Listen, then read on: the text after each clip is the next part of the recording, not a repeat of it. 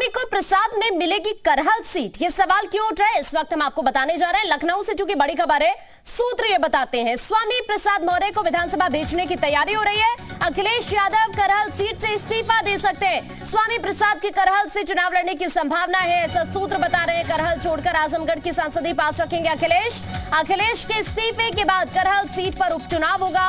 उपचुनाव में स्वामी प्रसाद मौर्य को उतारा जाएगा। सूत्रों के हवाले से बड़ी खबर इस वक्त हम आपको बता रहे हैं। लखनऊ से ये बड़ी खबर है। खबर ये है कि स्वामी प्रसाद मौर्य को विधानसभा भेजने की तैयारी हो रही है और बताया ये जा रहा है कि अखिलेश यादव करहल सीट से इस्तीफा दे सकते हैं। जी हां, चुनाव लड़ा करहल सीट से और अब खबरें इस तरह की है कि अखिलेश यादव करहल सीट से इस्तीफा दे सकते हैं। और ज्यादा जानकारी के लिए हमारे साथ हमारे सहयोगी विशाल इस वक्त जुड़ गए। विशाल, स्वामी प्रसाद मौर्य को विधानसभा भेजने की तैयारी हो रही है। खबरें कुछ इस तरह की है कि अखिलेश यादव करहल सीट से इस्तीफा दे सकते हैं और यहां पर फिर उपचुनाव होगा।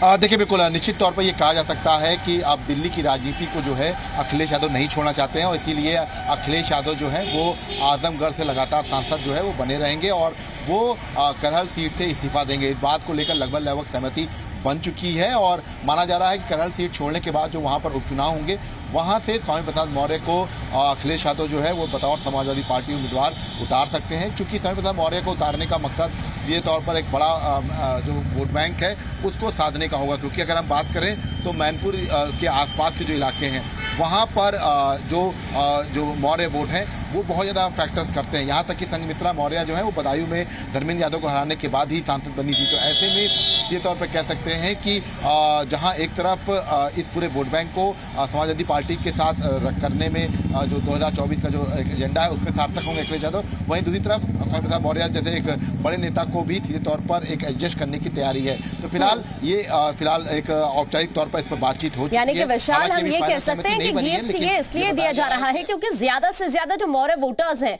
उनको यहां पर अपने पाले में किया जा सके।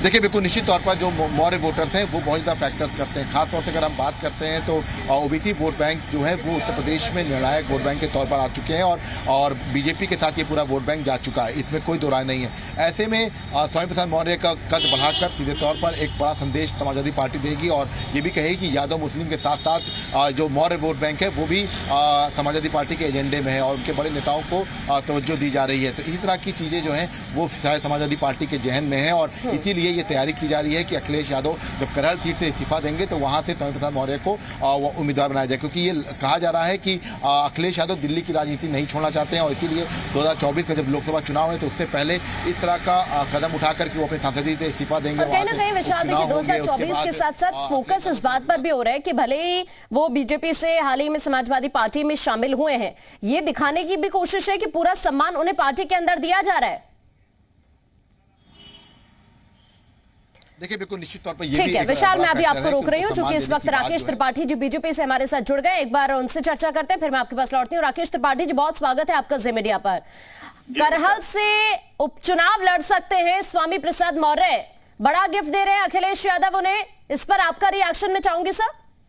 देखिए, इस बात को से स्पष्ट हो जाता है कि अखिलेश यादव जी अभी भी विधानसभा की अपनी पराजय को स्वीकार नहीं कर पा रहे हैं। अब वो पराजित हुए हैं तो उनको नेता प्रतिपक्ष के नाते, एक विरोधी दल के नेता के नाते उत्तर प्रदेश की विधानसभा में उत्तर प्रदेश की जनता के मुद्दों के लिए खड़े होना चाहिए था। लेकिन ऐसे समय में जब समाजवादी पार्टी उत्तर प्रदेश में लगातार उसकी परफॉर्मेंस पिछड़ रही है और वो अभी भी इस्तीफा देकर के दिल्ली जाने की राजनीति करना चाहते हैं, तो स्पष्ट है कि वो उत्तर प्रदेश में अभी जनादेश को अभी भी स्वीकार करना नहीं चाहते हैं। और बाकी जहां तक करहल में उपचुनाव की बात रही, तो करहल में किसी प्रत्याशी को लड़ाए भारतीय जनता पार्टी डट करके मुकाबला करेगी और हमें पूरा भरोसा है कि करहल में जो भी कमियां रह गई हैं, हम इस बार करहल में भी कमल खिलाने का काम करेंगे। ठीक है राकेश जी, बहुत शुक्रिया, आप हमारे साथ जुड़े और आपने अपनी प्रतिक्रिया दी है। विशाल, आपका भी बहुत शुक्रिया तमाम जानकारी साझा करने के लिए।